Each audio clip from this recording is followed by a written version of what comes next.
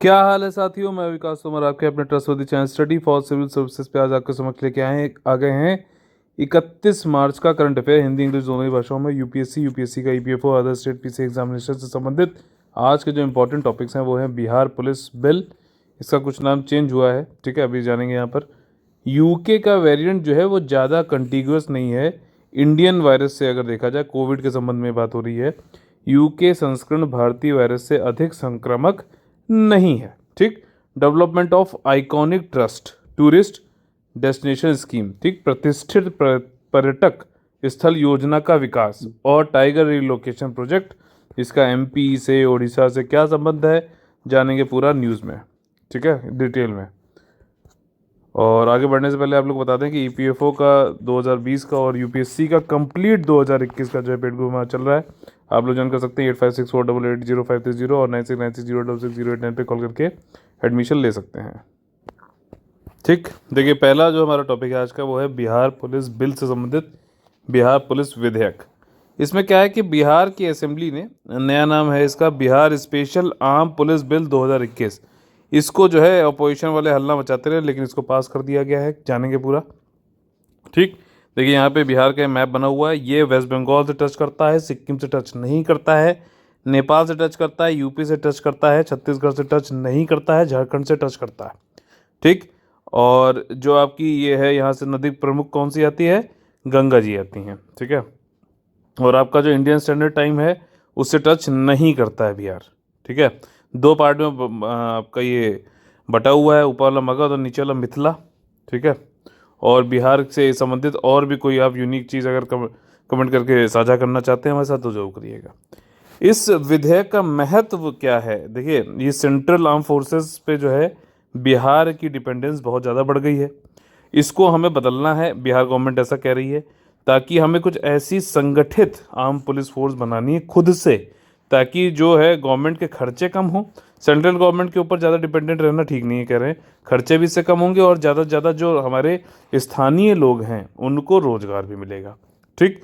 यह विधेयक क्यों लाया गया है, क्यों क्यों क्यों, देखिए according to the Bihar government, ये इन्होंने बताया कि एम इसका यही है कि बिहार मिलिट्री पुलिस एक बहुत ही अच्छी प्रतिष्ठित, ठीक है, प्रतिष्ठित होनी चाहिए और फुली इक्विप्ड आपका आर्म पुलिस फोर्स होनी चाहिए, जो कि जो है मल्टी डोमेन एक्सपर्टीज जिसके पास हो और जो है जितने भी विकासात्मक जो डिमांड हैं, ज़रूरतें हैं, उनको पूरा कर सके हमारे बिहार स्टेट के मद्देनज़र, ठीक। और यहाँ पे जो नया बिल है इसका नाम मैंने आपको पहले बताया बिहार स्पेशल आर्म पुलिस रखा गया है। इसको इस तरीके से बनाना चाहते हैं जैसे central industrial security force CISF होता है, उसी की तर्ज पे इसको जो है सारी जो है ताकत वाकत दी जा रही है, ठीक है। और यहाँ पे मतलब ये ताकि जो वाणिज्यिक और इंडस्ट्रियल एसेट हैं स्टेट के उनको सिक्योर कर सकें, सुरक्षा दे सकें, ठीक है। उपरोक्त बल का जनादेश जो है मैंडेट क्या है, क्या काम करना चाहता है ये, मेंटेनेंस ऑफ पब्लिक ऑर्डर, ठीक, लॉ एंड ऑर्डर संभाल सके, कॉम्बैट एक्सट्रीमिज्म, सार्वजनिक व्यवस्था का रखरखाव, चरमपंथ का मुकाबला करना और अधिसूचित प्रतिष्ठानों को बेहतर सुरक्षित करना, ठीक, better protection and security of specified establishment और in such manner as may be notified and perform such other duties as may be notified, जो भी अधिसूचना में जैसे भी इसको अधिसूचित किया जाएगा उस तरीके हिसाब से Bihar special arm police force को करना पड़ेगा। इसके साथ में एक इशू जो है, मुद्दा ये है कि जो इसकी धारा 15 है उसमें कहा गया है कि कोर्ट इसमें जो है संज्ञान नहीं ले सकता है, कॉग्निजेंस नहीं ले सकता है, अगर स्पेशल आर्म पुलिस ऑफिसर किसी सीरियस केस में जो है सम्मिलित है तो, इन्वॉल्व है तो, ठीक। सीरियस केस में इन्वॉल्व है तो भैया कोर्ट नहीं इसमें हस्तक्षेप कर सकती है, कॉग्निजेंस नहीं दे सकती, ये कहा जा रहा है। ये थोड़ा मुद्दा मतलब ये क्रिएट करता है, ठीक।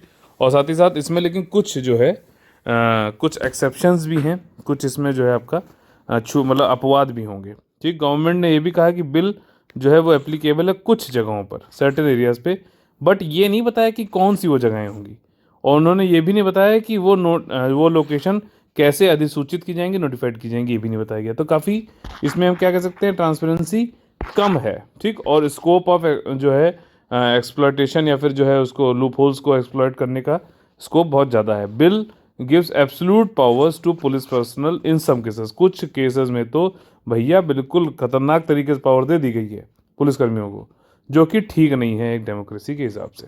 ठीक, अगला जो हमारा टॉपिक है वो ये बता रहा है कि जो यूके में वेरिएंट मिला कोविड का, ठीक, कोविड वाला जो वायरस है, कोरोना वायरस, ये अपना क्या कर रहा है, अपने आप को जो आनुवांशिक तौर पे, जीन के तौर पे चेंज कर रहा है कुछ कुछ। जो मैंने आप लोग पहले बताया, आरएनए वाला ये वायरस है, और आरएनए वायरस वाले में एक टेंडेंसी होती है कि खुद को, अपने आप को जो है डबल ट्रिपल तो करता ही है, लेकिन सेम तरीके से डबल हो रहा है, ट्रिपल हो रहा है, चौवल हो रहा है, ये चीज़ नहीं कंफर्म करता। तो जो रेप्लिकेशन हो रही है इसकी, ठीक है, और उसको मतलब सेम कॉपी बन रही है कि नहीं बन रही है, ये चीज़ नहीं चेक कर पाते आरएनए वाले वायरस, और इसीलिए इसमें म्यूटेशन होने के चांसेस बहुत ज़्यादा होते हैं। अब म्यूटेशन हो कोई दिक्कत नहीं, लेकिन जो वैक्सीन उनको जहाँ तक संभाल पा रही है तब तक तो अच्छा है, लेकिन वैक्सीन उनको नहीं ख़त्म कर पा रही, नए जो वायरस बन जा रहा है म्यूटेट होके, वो फिर चिंता का विषय हो जाता है। फिर ऐसी ही स्टडी यहाँ पे चल रही थी, तो उसमें देखा गया कि जो यूके में वेरिएंट पाया गया म्यूटेशन के बाद, वो भारत के जो भारत का वायरस है कोविड वाला ही, उससे कम संक्रामक है। ठीक, ये बात क्लियर हो गई। ये किसने करी थी, यानी रिसर्च स्टडी किसने करी है, national institute of virology Pune. ठीक, यूके वेरिएंट का क्या नाम है, B117। ठीक, और इसमें यही बताया गया कि ट्रांसमिशन एफिशिएंसी, जो प्रभाव, जो दक्षता है, बोथ यूके और जो D614G वेरिएंट है, सीरियन हैमस्टर पे देखा गया। ये एक जानवर है, इस पे मतलब टेस्ट करते हैं। अब जो ये सीरियन हैमस्टर होता है, ये एक तरीके लेबोरेटरी का एनिमल है, और इस पे टेस्ट किए जाते हैं। इंडिया में 771 केस रजिस्टर्ड किए गए, पंजीकृत किए गए, और किस पे 3 वेरिएशन जो कंसर्न के हैं इंटरनेशनली, जैसे कि यूके का हो गया, साउथ अफ्रीका का हो गया, इंडिया वाला हो गया, इनके ऊपर चेक किया गया, तो देखा गया कि भैया ज़्यादातर जो है यूके से आए हैं। ठीक, 771 में से 736 कहाँ से आए हैं, यूके से आए हैं। और यूके के वेरिएंट पे अगर शोध जो किया गया उसकी बात कर लें, तो ये बाकी जो इस पे जो म्यूटेशन हुआ है यूके के वेरिएंट में, यूके में जो कोविड वायरस था, समझना, उसमें कुछ म्यूटेशन हो गया, ये तेज़ी से फैलता है, ये कहा जा रहा है। और यही रीज़न था लास्ट दिसंबर में जो है तेज़ी से इसके वायरस को फैलने का यूनाइटेड किंगडम में। ठीक, कुछ वैक्सीन ये भी देखे गए कि जो वैक्सीन के ट्रायल किए गए, जो बदल चुका है कोरोना वायरस ये वाला, यूके के स्ट्रेन जो बन चुका है, इस पे प्रभाव भी कम हो रहा है जो वैक्सीन है उसका। ठीक, और ये भी देखा अगर जाना है कि किस तरीके से स्ट्रेन स्प्रेड करता है कि नहीं करता, तो उसमें एनआईवी के जो स्टूडेंट्स हैं, जो साइंटिस्ट हैं पुणे वाले, इन्होंने जो है 2 ग्रुप बनाए हैमस्टर्स के, सीरियन हैमस्टर्स के। ठीक, 18 हुए टोटल, उसके जो है 2 ग्रुप बनाए, 9 9 9, और फिर इस पर चेक किया कि किस तरीके से यूके वाले का और जो इंडिया में पाया जाता है प्रमुख तौर पे जो है आपका ये SARS-CoV-2, और फिर दोनों में चेक किया गया, तो यूके वाला थोड़ा ज़्यादा पाया गया, ज़्यादा तेज़ी से फैलता है। और हैमस्टर्स को और तोड़ा गया, छोटे छोटे ग्रुपों में, पहले 9 9 था, फिर और 3 3, उनको से एक साथ जो है पिंजरे में रखा गया, और फिर उनमें सब कुछ चेक किया गया कि भैया किस तरीके से जो है, ये भी उनके फीकस में, मतलब उनकी पोटी वोटी में, और उनके बॉडी वेट घट रहा है कि बढ़ रहा है। इनोकुलेशन एक वर्ड यहाँ पे यूज़ हुआ है, इनोकुलेशन ये होता है, वर्ड का मतलब होता है कि पैथोजन या फिर वायरस किसी की बॉडी के अंतर्गत देखो आप डालने को इनोकुलेशन बुलाता है। तो अगर उनका जो है वेट घट रहा है तो मतलब वो सिक हो रहे हैं, वेट अगर सेम है तो फिर सिक नहीं हो रहे हैं, ये वाली बात है। तो मतलब दिखाता है कि वायरस का कितना क्या असर है। ठीक, अगर ये भी स्टडी करना है spread of virus through fomites जो सर्फेसेस पे होते हैं, उनके उनके मतलब उनको देखते हुए अगर स्प्रेड देखना है वायरस का कैसा, कितना, क्यों हो रहा है, तो उसको भी हमने देखा गया, स्टडी किया गया यहाँ पर। ठीक है, एनआईवी पुणे वालों के द्वारा वायरल पार्टिकल भी देखे गए on surface that the hamster had been in contact, जो उनके ऊपर थे, बेडिंग, वाटर, नोजल, केज, पिंजरे, इन सबको जो है इन सबका मूल्यांकन किया गया, और फिर देखा गया भैया कितनी तेज़ी से यूके वेरिएंट वाला बढ़ रहा है। ठीक, in comparison of different routes of transmission by each variant also did not show any statistical significance, मतलब कोई बिल्कुल प्रमुखता से बिल्कुल मतलब श्योर होके नहीं बता पाया कि मतलब हाँ कैसे कौन सा जो है कितना बढ़ रहा है। सब सारे मतलब ट्रांसमिशन के जितने वेरिएंट थे सबका चेक किया गया। ठीक, तो ये है मतलब इसमें स्टडी में बस मेन चीज़ यहाँ पे समझ में आई है कि यूके वेरिएंट वाला जो है वो ज़्यादा कॉन्टेजियस नहीं है इंडिया वाले के कंपैरिजन में।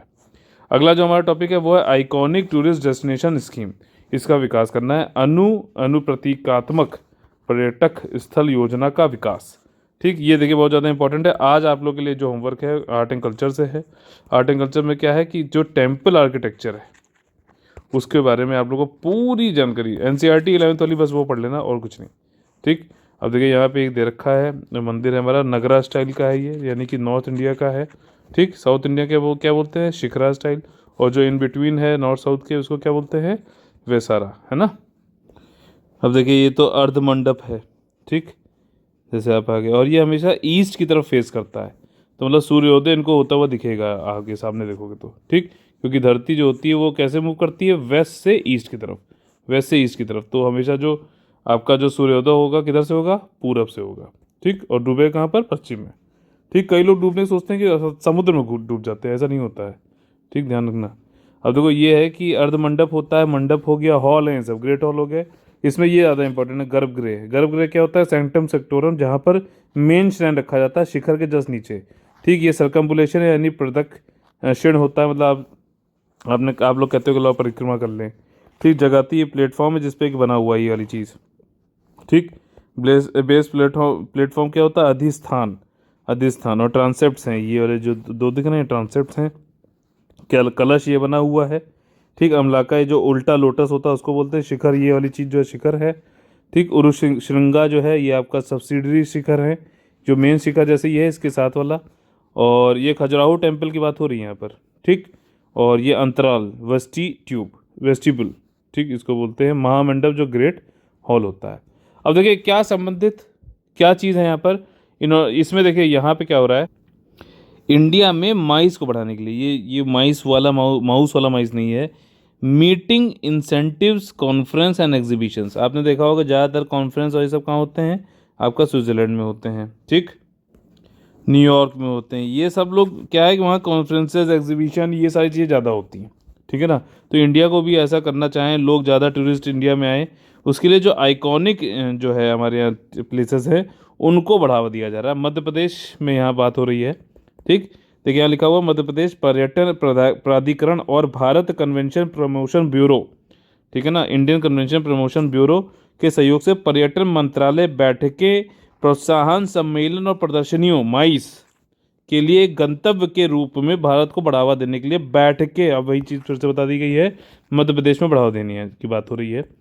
ये जो आपकी एक आइकॉनिक जो प्लेसेस हैं, ये एक सेंट्रल सेक्टर स्कीम है, मतलब सेंट्रल गवर्नमेंट इसमें 100% तक अपना जो है देता है फंडिंग। और उसके बाद इसमें एक हॉलिस्टिक अप्रोच है, 19 आइकॉनिक डेस्टिनेशंस को आइडेंटिफाई किया गया है पूरे भारत में। 19 प्रतिष्ठित स्थलों को विकसित करने के लिए एक समग्र दृष्टिकोण अपनाना है। पर्पस इस स्कीम का यही है, टूरिज्म को बढ़ाओ, ठीक, इंडिया में, और एक मॉडल बनाओ अदर टूरिस्ट डेस्टिनेशन के लिए भी। मतलब आइकॉनिक वाली डेस्टिनेशन जो है इनको ऐसा टूरिज्म स्थल बना दो कि बाकी लोग भी सीखें, वो भी अपने यहाँ इससे समझ और इससे जो है अच्छी प्रैक्टिसेस को अप्लाई करते हुए अपने यहाँ भी जो है टूरिस्ट डेस्टिनेशन अच्छा करें। The focus of the government is to promote the overall development of the, मतलब पूरा व्यापक तौर पे इन साइट्स का विकास होना जरूरी है। किस लिहाज से, टूरिज्म के लिहाज से। ठीक, जितनी भी बेसिक एमिनिटीज़ हैं भैया, मूलभूत सुविधाएं, बुनियादी सुविधाएं तो देनी पड़ेंगे ना। टूरिज्म आएगा तो पानी पिएगा, पानी पिएगा खाएगा तो जाएगा भी।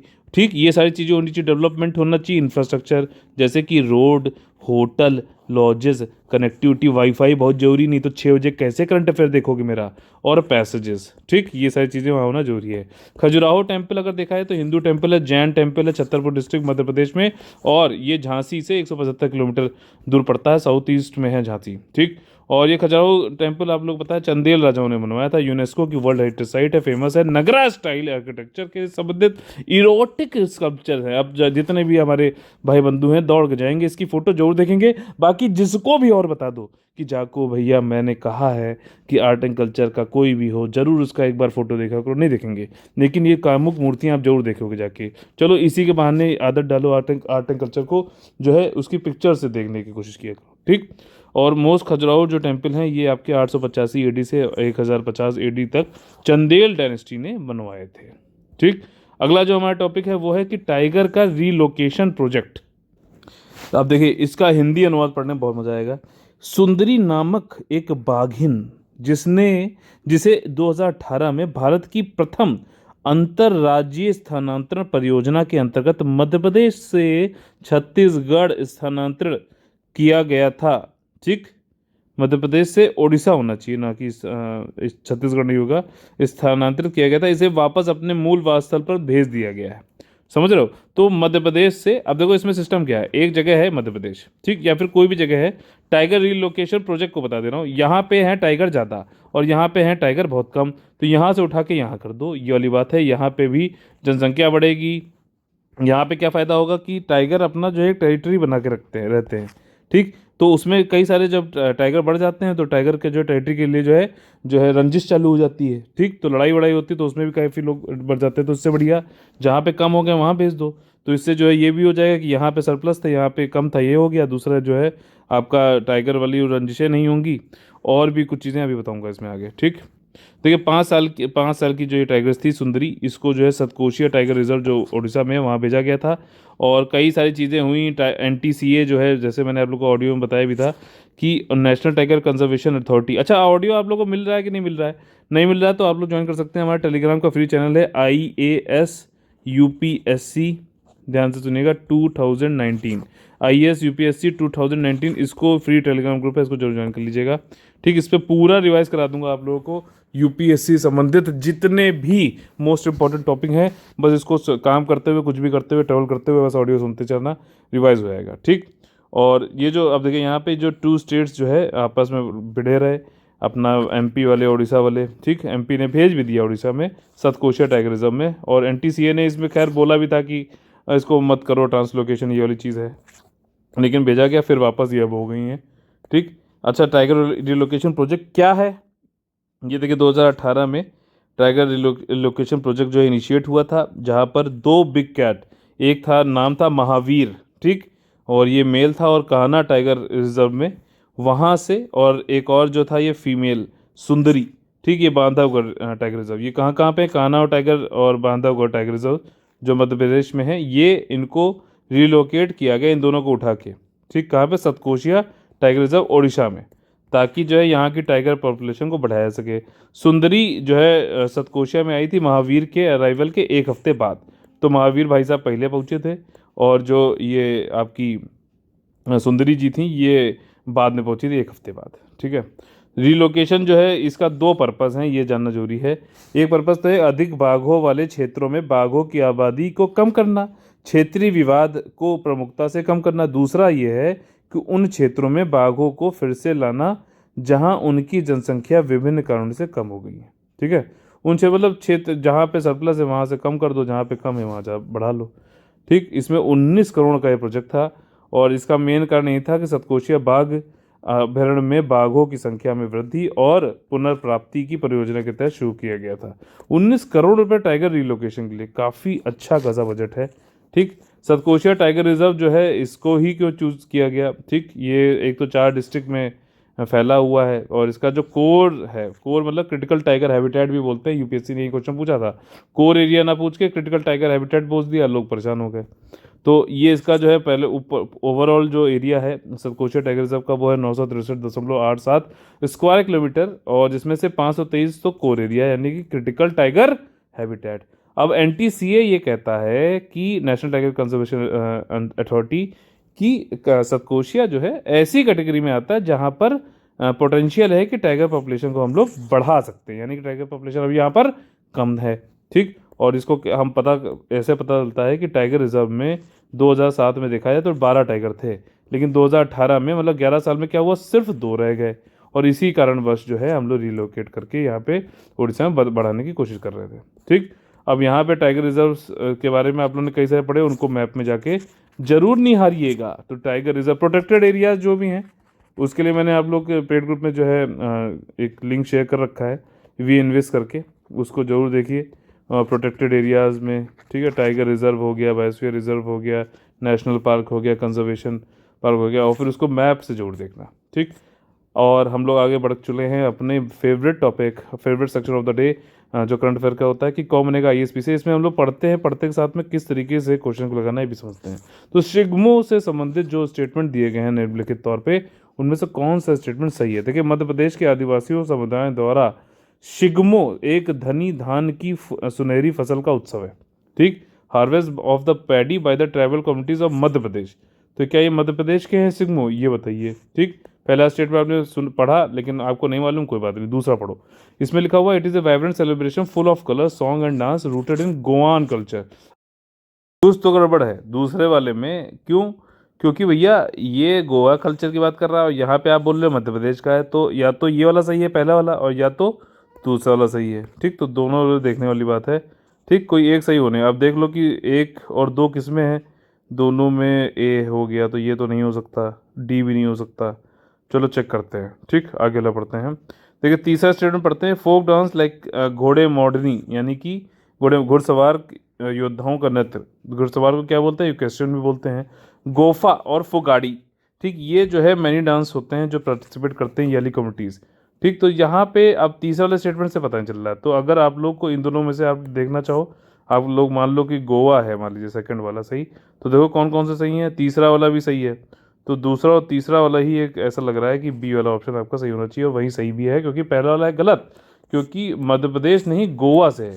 ठीक, तो पहला वाला गलत हो गया, तो ये गलत, ये गलत, ये गलत, तो बी ऑप्शन यहाँ पे सही हो जाएगा। ठीक, तो चलिए ये हुआ बी ऑप्शन। देखिए सिग्मो जो है सेलिब्रेटेड किया जाता है rich golden harvest of paddy. Paddy क्या होता है? राइस का, राइस को बोला जाता है। ठीक है, और ये वर्ल्ड डेवलपमेंट रिपोर्ट से संबंधित कुछ स्टेटमेंट यहाँ पे दिए गए हैं, उनमें से ट्रू कौन सा है ये आप लोग को बताना है। देखिए यहाँ पे पहले बोल रहा है हाल ही में वर्ल्ड बैंक ने, ठीक, विश्व बैंक ने वर्ल्ड डेवलपमेंट रिपोर्ट 2021, उसकी थीम क्या है? डेटा फॉर बेटर लाइफ प्रकाशित किया है। ठीक, data for better life, data जो मतलब वर्ल्ड बैंक के डेवलपमेंट रिपोर्ट में ये पूछा गया है 2021 की क्या थीम है? Data for better life. दूसरा स्टेटमेंट कह रहा है, ये पहला वाला सही है कि गलत है बताइए। दूसरा बोल रहा है कि world development bank, world development report जो है ये फोकस करता है कि किस तरीके से data lives of poor people, जो गरीब लोग हैं, उनकी ज़िंदगी को कैसे इंप्रूव बेहतर बना सकती है, और कैसे उद्देश्य जो हमारा है कि एडवांस डेवलपमेंट और ज़्यादा से ज़्यादा विकास किया जाए, उसको कैसे बढ़ा सकती है, और ऐसा भी इंश्योर करना है कि कोई रह ना जाए पीछे, सबको बढ़ाना है। ठीक, यहाँ पे ये लिखा हुआ है विकास को के उद्देश्यों को आगे बढ़ाया जा सकता है, ऐसा यह सुनिश्चित करने के लिए आवश्यक है कि समाज का कोई वर्ग पिछड़ ना जाए। ठीक, तो ये वाली चीज़ हो गई। और अगला जो है स्टेटमेंट ये, it is about changing the potential of the data landscape to improve the life of the poor people. Data किस तरीके से निकालना है, ये सारी चीज़ें डेटा साइंस से संबंधित है ये, ताकि हम ऐसा कुछ कर सकें कि जो गरीब लोग हैं उनकी ज़िंदगी और अच्छे से अच्छी जो सुधर सके। तो देखिए यहाँ पे सारे ही उपरोक्त सभी स्टेटमेंट सही हैं। ठीक, तो यहाँ पे इसी प्रकार हम लोग का जो है यहाँ पे आज का सेशन खत्म होता है। अगर आप लोग अच्छा लगता है तो प्लीज़ लाइक शेयर सब्सक्राइब जरूर करिए, और आप लोग हमारे साथ अगर यूपीएससी और ईपीएफओ के पेड ग्रुप के साथ जुड़ना चाहते हो तो 8564880530 और 96960608 पे कॉल करके आप लोग एडमिशन ले सकते हैं। हम लोग का जो फ्री टेलीग्राम चैनल है उसको जरूर ज्वाइन कर लीजिए, IAS यूपीएससी 2019। ठीक, फिर मुलाकात होगी आपसे अगले दिन 6 बजे। तब तक ले आप लोग से लेता हूँ अलविदा। जय जय Bharat, all the very best है।